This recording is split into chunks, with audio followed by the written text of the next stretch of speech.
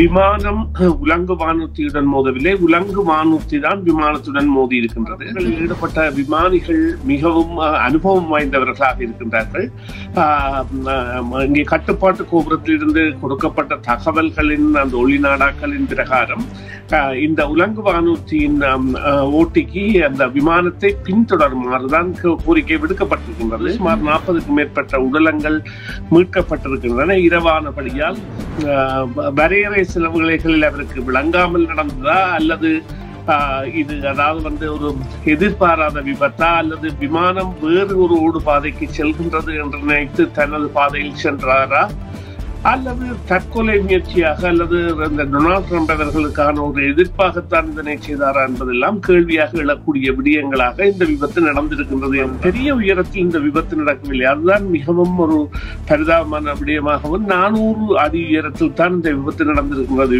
விமானம் என்பது ஓடு பாதையை நோக்கி இறங்குவதற்காக குறைந்து வந்த நேரத்தில் அதே பாதையில் அதுக்கு எதிராக அதாவது பக்கவாட்டாக மிகவும் வேகமான வேகத்தில் வந்த இந்த உலங்கு வானூர்தி மோதியதால் இது ஏற்பட்டிருக்கின்றது. வேறு கோணத்தில் இந்த விசாரணையை கொண்டு செல்லும் அல்லது பார்க்கும் என்பது அவர்களுக்கு முன்னுள்ள தேவையாக இருக்கின்றது என்றால் அவர்கள் சடுதியான பல மாற்றங்களை கூட செய்திருந்தார்கள். பெடரல் ஏவியேஷன் அத்தாரிட்டி என்கின்றவற்றின் தலைமை நிர்வாகியை கூட அண்மையில் நிறுத்தி இருந்தார்கள். அதை விட பணிக்குறைப்புகள் என்றன பல இடங்களிலும் இடம்பெற்று வருகின்றன. இந்த விமானத்துறை சார்ந்த நிலங்கள் அல்லது விமான கட்டுப்பாட்டு கோபுரங்கள் சார்ந்த அல்லது விமான நிலைய பராமரிப்பு தொடர்பான விடயங்களில் உங்களுக்கு தெரிந்தவரோ நீங்களோ விபத்தில் காயமடைந்தால் ஸ்லிப் அண்ட் ஃபால் அல்லது லாங் டேர்ம் டிசபிலிட்டிக்கு செல்ல வேண்டியதாக இருந்தால் 25 வருடங்களுக்கு மேற்பட்ட அனுபவம் வாய்ந்த பிராங்க்லின் லா ஃபர்ம் ரவி நடராஜாவை அழையுங்கள். பாதிப்பான சூழ்நிலையில் தகுந்த ஆலோசனைகளை வழங்கி கூடிய கொடுப்பனவுகளை பெற்றுக் கொடுக்கும் நம்பகமான சட்ட சேவைகளுக்கும் இலவச ஆலோசனைகளுக்கும் ரவி நடராஜா 416-245-6555 416-245-6555 ரவி நடராஜா. மீண்டும் வரவேற்கின்றோம் உங்களை நிகழ்ச்சிகளுக்கு. நேற்றைய தினம் 60 பயணிகள் மற்றும் 4 பணியாளர்களை ஏற்றி சென்று அமெரிக்கன் ஏர்லைன்ஸ் ஜெட் விமானம் ஒன்றும் ராணுவ உலங்கு வானூர்தியோடு மோதி விபத்துக்குள்ளாகி இருக்கின்றது. அனைவருமே இறந்திருப்பதாக செய்திகள் வெளியாக இருக்கின்றன. முதலில் இறந்தவர்களுக்கு அனுதாபத்தை தெரிவித்துக் கொண்டு சுரேஷ் சர்மா, நீங்கள் என்ன நினைக்கின்றீர்கள்? இந்த விபத்து தவிர்க்கப்பட்டிருக்கலாமா? நிச்சயமாக நீங்கள் முதலில் குறிப்பிட்டது போல இந்த வருகின்ற அல்லது கிடைக்கப்படுகின்ற காணொளிகளை பார்க்கின்ற பொழுது விமானம் உலங்கு வானூர்தியுடன் மோதவில்லை, உலங்கு வானூர்தி தான் விமானத்துடன் மோதி இருக்கின்றது.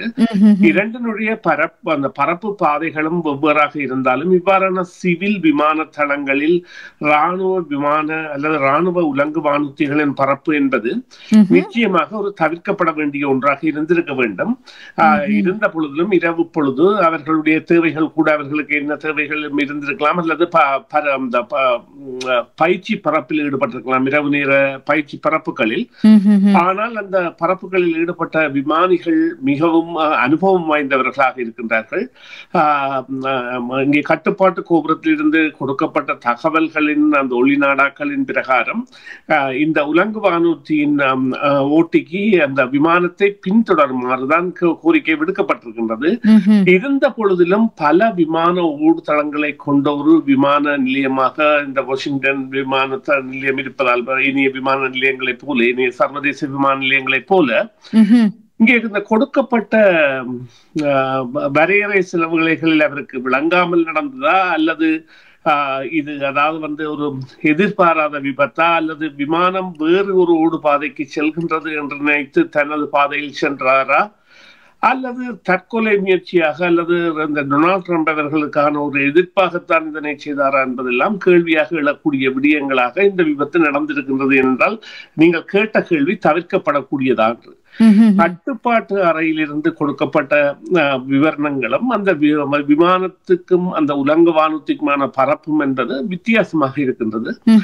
இருந்த பொழுதிலும் இப்பொழுது அதாவது அந்த அமெரிக்கர்கள் கூட இப்பொழுது கருப்பு பட்டி என்பது விமானத்தின் கருப்பு பட்டியை கண்டுபிடிக்கப்பட்டிருக்கின்றது. சுமார் 40க்கும் மேற்பட்ட உடலங்கள் மீட்கப்பட்டிருக்கின்றன. இரவானபடியால் தற்பொழுது அந்த மீட்பு நிவாரண பணிகள் தற்காலிகமாக இடைநிறுத்தப்பட்டுள்ளன. அந்த விபத்தின் பொழுது கூட நடந்த விடயம் என்னவென்றால், ஒரு ஆற்றின் சிறிய ஆறு, அந்த ஆற்று படுக்கையில் தான் இந்த விபத்து நடந்ததால் இந்த விமானமும் உலங்கு வானூர்தியும் இரண்டுமே இந்த ஆற்றில் தான் விழுந்து விட்டன. அது சுமார் பெரிய உயரத்தில் இந்த விபத்து நடக்கவில்லை. அதுதான் மிகவும் ஒரு பரிதாபமான விடயமாகவும், 400 அடி உயரத்தில் தான் இந்த விபத்து நடந்திருக்கிறது. விமானம் என்பது ஓடு பாதையை நோக்கி இறங்குவதற்காக குறைந்து வந்த நேரத்தில் அதே பாதையில் அதுக்கு எதிராக, அதாவது பக்கவாட்டாக மிகவும் வேகமான வேகத்தில் வந்த இந்த உலங்கு வானூர்தி மோதியதால் இது ஏற்பட்டிருக்கின்றது. ஆனால் ஏற்கனவே இது குறித்த அறிவுறுத்தல்கள் விடுக்கப்பட்டால் ஒரு 15-20 அடி கூட உயர எழும்பக்கூடிய அல்லது தாழக்கூடிய வசதிகள் எல்லாம் உலங்கு வானூர்த்திக்கு இருக்கின்றன. இது அமெரிக்காவின் ஒரு மிகச்சிறந்த ஒரு உலங்கு வானூர்த்தி. சடுதியாக உயர்தல், சடுதியாக அதாவது உயரத்தை குறைத்தல் போன்றவை எல்லாம் மிகவும் அதற்கு இயலக்கூடிய விடயங்கள் இருந்த பொழுதிலும், இந்த 400 அடி உயரத்தில் இந்த விபத்து நடந்த பொழுதிலும் இந்த விபத்தின் அந்த வேகம் காரணமாக இரண்டுமே சுக்கு நூறாகிவிட்டன. அந்த அவர்களுக்கு, அதாவது விமானத்தில் இருந்தவர்களுக்கு மிகவும் பரிதாபமான நிலைமை என்னவென்று சொன்னால், அவர்களுக்கு நிச்சயமாக இவ்வாறு ஒரு விபத்து நடந்தது என்று தெரியாமலே மரணித்து விட்டார்கள் என்றால், அவ்வாறு ஒரு மின்னும் பொழுதில் நடந்து முடிந்த ஒரு விபத்தாக முடிந்து விட்டது. மிகவும் ஒரு கவலை தருகின்ற விடயம். என்றாலும் அமெரிக்கா இது ஒரு நிச்சயமாக வேறு கோணத்தில் இந்த விசாரணையை கொண்டு செல்லும் அல்லது பார்க்கும் என்பது அவர்களுக்கு முன்னுள்ள தேவையாக இருக்கின்றது. என்றால் அவர்கள் சடுதியான பல மாற்றங்களை கூட செய்திருந்தார்கள். பெடரல் ஏவியேஷன் அத்தாரிட்டி என்கின்றவற்றின் தலைமை நிர்வாகியை கூட அண்மையில் நிறுத்தி இருந்தார்கள். அதை விட பணிக்குறைப்புகள் என்றன பல இடங்களிலும் இடம்பெற்று வருகின்றன. இந்த விமானத்துறை சார்ந்த நிலங்கள் அல்லது விமான கட்டுப்பாட்டு கோபுரங்கள் சார்ந்த அல்லது விமான பராமரிப்பு, விமான நிலைய பராமரிப்பு தொடர்பான விடயங்களில். எனவே இது குறித்த ஒரு விளக்கமான பார்வையை பார்க்க வேண்டிய தேவையை அவர்களுக்கு ஏற்படுத்தி இருக்கின்றது. இது கிட்டத்தட்ட 25 வருடங்கள் நடந்த விபத்தை ஒத்ததாக காணப்படுகின்றது. ஆகவே நீங்கள் முதலில் கூறியது போல இது அமெரிக்க ஜனாதிபதிக்கு ஒரு சவால் விடும் முகமாக, எச்சரிக்கும் முகமாக நடந்த விபத்தாக எடுத்துக்கொள்ள முடியுமா? இல்லை, அதான் நீங்கள் குறிப்பிடுகின்ற 25 வருடங்கள் அல்ல, 24 வருடங்கள். ஆமாம், 24 வருடங்கள் செப்டம்பர் 11ஆம் தேதி தாக்குதலை தான் குறிப்பிடுகின்றேன் நினைக்கிறேன். அது நடந்தது பயங்கரவாத தாக்குதல். அது பயங்கரவாத தாக்குதலாக நடந்துதான் சுமார் 3-4 விமானங்கள் இவ்வாறு கொன்றளிக்கப்பட்டு இந்த விமான பயண நிலைமையிலேயே பல கட்டுப்பாடுகள் வந்த ஒரு நிலையை கொண்டு வந்ததால் அந்த விமான விபத்து இருந்த பொழுதிலும் இந்த விமான விபத்து என்பது ஒரு இருபாலினம் இல்லாத முப்பால், அதாவது மூன்றாவது பாலினத்தவராக இருக்கலாம் அல்லது வேறொரு கோபம் கொண்டவராக இருக்கலாம். அவ்வாறானவர்களால் இவ்வாறான தற்கொலை தாக்குதல்களை சில வேளைகளில் மேற்கொள்ளக்கூடிய சாத்தியக்கூறு இருக்கின்றது. இதெல்லாம் கேசியம். இது நாங்கள் அதாவது ஏதோ ஒரு நம்பிக்கையை வைத்தோ அல்லது தரவுகளை வைத்தோ கூறவில்லை, ஒரு கேசியமாக கூறுகின்றோம். அவ்வாறான சந்தர்ப்பங்கள் இருக்கின்றன. இதற்கு நாங்கள் உதாரணமாக எடுக்கலாம். எவ்வாறென்றால் 2015ஆம் ஆண்டு இந்த பார்சிலோனா ஸ்பெயினில் இருந்து ஜெர்மனிக்கு வந்த ஒரு விமானம், பெரிய விமானம் 747 விமானம் ஒன்று ஒரு மலைப்பகுதியில் விபத்துக்குள்ளானது. உடனடியாக அது மலைப்பகுதியில் விபத்துக்குள்ளானதாக தான் கருதப்பட்டது. இருந்த பொழுதிலும் அந்த கருப்பு பட்டி, அதாவது எடுக்கப்பட்ட பொழுது தெரிந்த விவகாரம் என்னவென்றால், அந்த துணை விமானி வேண்டுமென்றே அந்த விமானத்தை அதிவேகமாக மலை மீது கொண்டு சென்று மோதி இருக்கின்றார் என்பதும், அந்த கதவுகள், அவரை கதவை திறக்குமாறு விமானியுமே விமான பணியாளர்களும் கேட்கின்ற குரல்கள் கூட அந்த ஒலிப்பதிவில் தெளிவாக கேட்டிருந்தது. ஆனால் இந்த விடயத்தில் அவ்வாறான ஒரு நிலைமை கருப்புப்பட்டி கிடைத்தால் கூட எடுக்க முடியுமா என்றால் இல்லை. என்று சொன்னால் விமானிக்கோ அல்லது பயணிகளுக்கோ இது பற்றிய ஒரு சிறு விடயம் கூட தெரியாது. அதே நேரம் இந்த பக்கவாட்டு ஜன்னல்களில் இருந்தவர்களுக்கு தெரிந்திருக்கும் இந்த இவ்வாறான ஒரு உலங்கு வானூர்தி வருகின்றது என்று. என்றால் இந்த சமிஞ்சை விளக்குகள் என்பன தானாக எரிபவை. அவை அந்த ஒரு செகண்டுக்கு ஒரு முறை மின்னி எரிபவை, அந்த பிரகாசிப்பவை. அவற்றின் ஒளியும் மற்றது முன் விளக்கு, அந்த முன்னால் உள்ள விளக்கு ஒளி என்பதும் தெளிவாக தெரிந்திருக்கும். இதேவேளை இதே காரணம் இந்த விமானத்தின் வரவு என்பதை காண்பதற்கான முழு அதாவது தெளிவும் இந்த உலங்கு வானூர்தியில் பயணித்தவர்களுக்கு இருந்திருக்கின்றது. என்னன்னு சொன்னால், விமானத்தினுடைய ஒளி விளக்குகள், முன் ஒளிப்பாய்ச்சிகை விளக்குகளோ அல்லது சமிஞ்சை விளக்குகளோ அல்லது எச்சரிக்கை விளக்குகளோ எல்லாம் கண்ணுக்கு வடிவாக தெரியக்கூடியவை. அதை விட சுமார் 400 அடி உயரத்தில் தான் நடந்திருக்கிறது. 400 அடி உயரம் என்பது நீங்கள் ஒரு கணக்கிட்டு பார்த்தீர்களானால் ஒரு பெரிய உயரம் அல்ல. எனவே அவர்களுக்கு கூட தெரிந்திருக்கும். அதே நேரம் இந்த வேகம், இறங்குகின்ற விமானத்தின் வேகத்தை ஒத்த வேகத்தை அல்லது அதை விட அதிக வேகத்தில் இந்த உலங்கு வானூர்தி வந்தபடியால் தான் அந்த விமானத்தில் மோதி இருக்க முடியும். குறைந்த வேகத்தில் வந்திருந்தால் நிச்சயமாக மோதக்கூடிய சந்தர்ப்பம் இல்லை.